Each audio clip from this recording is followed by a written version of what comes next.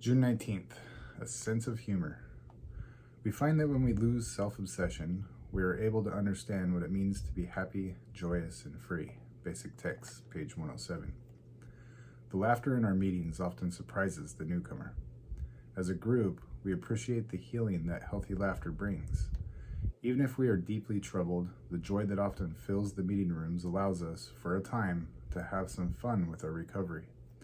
Through humor, we can be temporarily relieved of our obsession with self.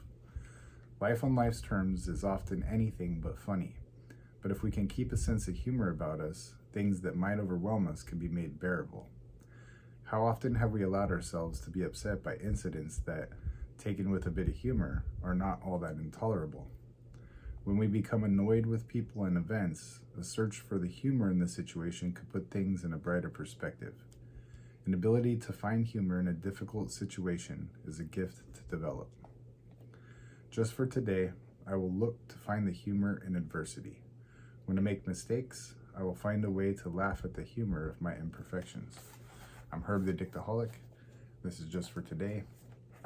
And, I've been in some pretty crazy situations in life, and I found myself laughing, and sometimes I feel like I've looked for humor in the situation as an escape, but I realized it was kind of like a way to deal with the situation, and it's funny that this reading talks about using that as a tool.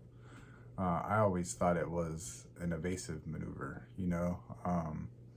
One example that comes to mind is I was overseas in Iraq, and we were under mortar fire, and my buddy and I had jumped out of the vehicle we were driving and rolled underneath the truck for, to gain cover.